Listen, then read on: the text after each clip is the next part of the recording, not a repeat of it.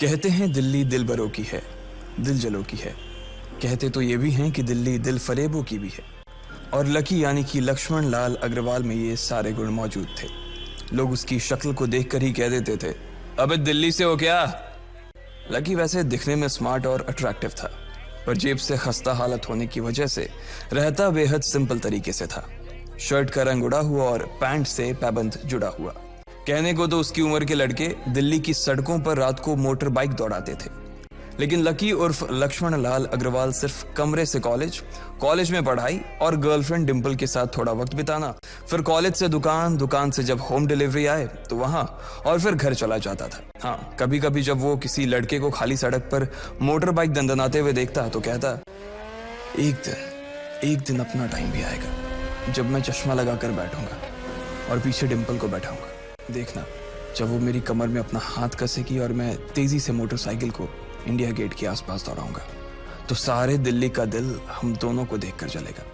दुकान में रखा हुआ बर्नॉल भी काम नहीं आएगा। लकी ने कहा और अपने हाथ में बर्नॉल की क्रीम को दबा दिया। जैसे ही उसने क्रीम को दबाया, उसका क्रीम बाहर आ गई। अबे गधे, क्या कर रहा है? वो कोई स्पंज की गेंद है क्या जो उसे दबा रहा है? दुकान के मालिक ने उससे फटकारते हुए कहा और उसके सर पर एक चपत लगा दी। Sorry sir. लकी ने अपना सिर बचाते हुए कहा। वो खरौल बाग में स्थित एक छोटी सी मेडिकल स्टोर पर काम करता था। उसकी दुकान का नाम था चमन मेडिकल स्टोर और उसके ओनर का नाम था चमन लाल। लकी पिछले 5 साल से इन्हीं की दुकान पर काम कर रहा था। यहाँ इस छोटी सी शॉप पर काम करना उसकी मजबूरी थी। लाइफ में कंगाली की वजह से उसे कॉलेज में पढ़ाई पूरी करने के लिए पार्ट टाइम जॉब करना था। उसने कई अच्छी जगह अच्छी तनख्वाह की नौकरी ढूंढी पर नहीं मिली और वो इस मेडिकल स्टोर पर ही अटक गया। गधे, अब इसके पैसे क्या तेरा बाप भरेगा? कटेगा। इसका पैसा भी तेरी तनख्वाह से कटेगा और एमआरपी से डबल रेट में कटेगा। चमन ने अपने दांतों को किचमिचाते हुए कहा। गुस्से की वजह से उसकी नाक फूल गई थी और लकी की सांसें। उसने घबराते हुए ओनर से पूछा, एमआरपी से डबल क्यों सर जी? ताकि अगली बार से ऐसी कोई हरकत करने से पहले तू डबल बार सोचे।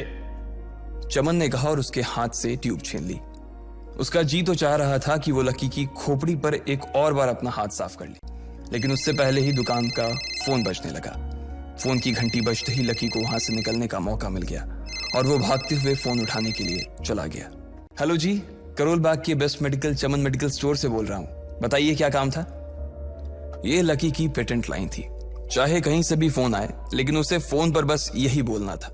जैसे ही इधर लकी ने अपनी बात कही, उधर से जवाब आया, मैं ब्लूमिंग नाइट होटल के कमरा नंबर 303 से बात कर रहा हूँ। एक छोटा सा ऑर्डर है, नोट करो और जल्दी से होटल पर डिलीवर करवा दो।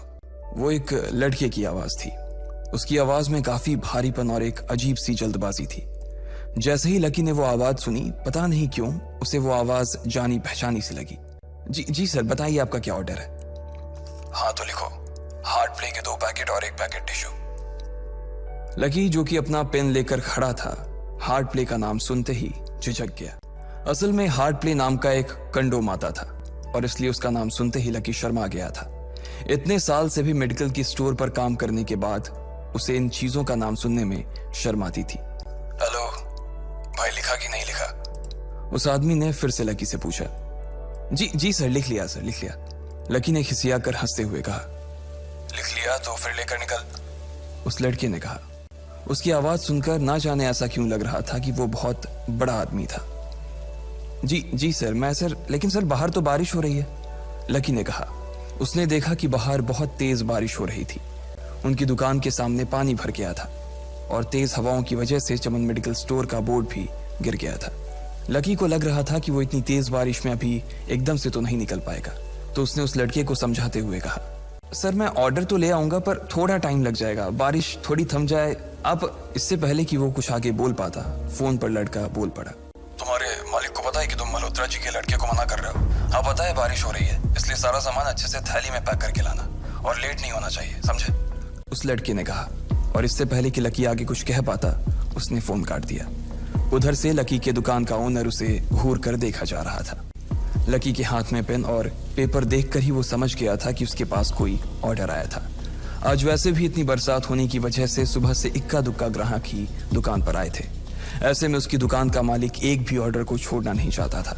वो लकी को देख रहा था और लकी बारिश की ओर देख रहा था। बारिश का बहाना नहीं चलेगा, जाना पड़ेगा। चमन लाल ने कहा। मैं बहाना नहीं कर रहा सर, थोड़ी बारिश धीमी हो जाए तो मैं चला जाऊंगा। अभी आप खुद ही देखिए कितनी तेज बारिश है। वो पता नहीं कोई मिस्टर मल्होत्रा का कोई बेटा कुछ ज्यादा ही जल्दी में था। मैं साइकिल से तो पहुंच नहीं पाऊंगा इतनी जल्दी।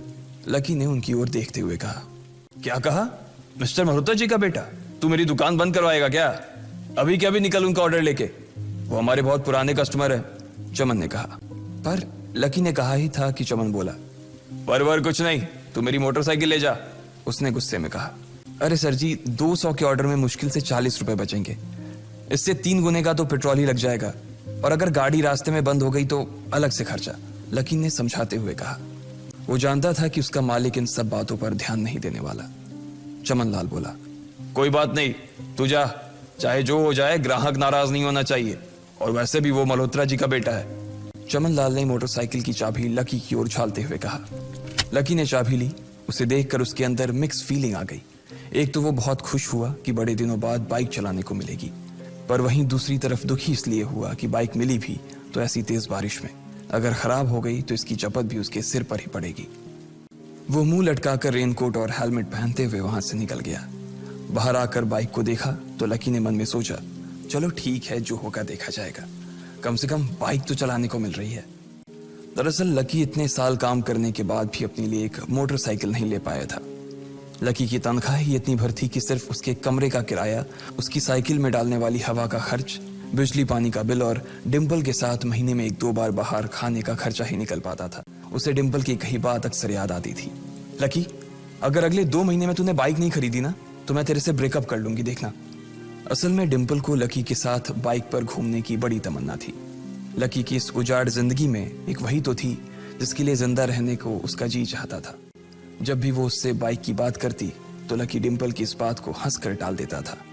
वो अपने मन में इस बात को अच्छे से जानता था कि डिम्पल उससे बहुत प्यार करती थी और वो उससे कभी छोड़कर नहीं जा सकती थी। वो दोनों एक दूसरे में ऐसे घुले मिले थे जैसे बादल बरसात में घुल जाती है। लकी को डिम्पल बहुत पसंद थी और वो उसके लिए दुनिया जहां की खुशियां खरीद कर ला देना चाहता था। वो चाहता था कि एक दिन वो डिम्पल को प्लेन में बैठाए, लेकिन उसके ये सब ख्वाब इस कम तनख्वाह की नौकरी की वजह से कभी पूरे नहीं होने वाले थे। पर आज उसके पास एक मौका था। वो डिम्पल को अपने साथ इस बारिश में राजपथ घुमाना चाहता था। वो उसे दिल्ली दिखाना चाहता था। चमन लाल को देने के लिए उसने पहले से ही बहाना सोच रखा था। बस जल्दी से वो ये डिलीवरी देकर सीधे डिम्पल के पास ही जाने वाला था। उसने होटल ब्लूमिंग नाइट के बाहर मोटर बाइक पार्क की और सीधे होटल के अंदर चला गया।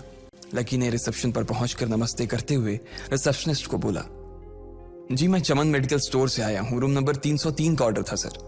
रिसेप्शन पर खड़ा आदमी उसके हाथ में काली थैली को देखकर समझ गया था कि उसमें क्या था और वो मंद ही मंद मुस्कुराते हुए बोला, 3rd फ्लोर पर है, लिफ्ट से चले जाओ, रेनकोट यहीं उतार देना। जैसा उस आदमी ने कहा लकी ने ठीक वैसा ही किया और लिफ्ट में चढ़ने के कुछ ही देर बाद वो 3रे माले पर पहुंच गया था। वो रूम नंबर 303 के बाहर पहुंचा और उसने डोरबेल बजाई। जैसे ही दरवाजा खुला लकी ने थैली आगे बढ़ाते हुए कहा, नमस्ते, मैं चमन मेडिकल स्टोर से लकी, ये आपका। इससे पहले कि लकी आगे कुछ कह पाता उसकी आंखें फटी की फटी रह गई थी। उसने अपने सामने जो देखा उसके बाद उसे ऐसा लगा कि बंद छत के नीचे भी उसके ऊपर आसमान से आकर एक जोरदार बिजली गिर गई थी। उसके सामने एक लड़की खड़ी थी। वो लड़की और कोई नहीं बल्कि उसकी गर्लफ्रेंड डिम्पल ही थी।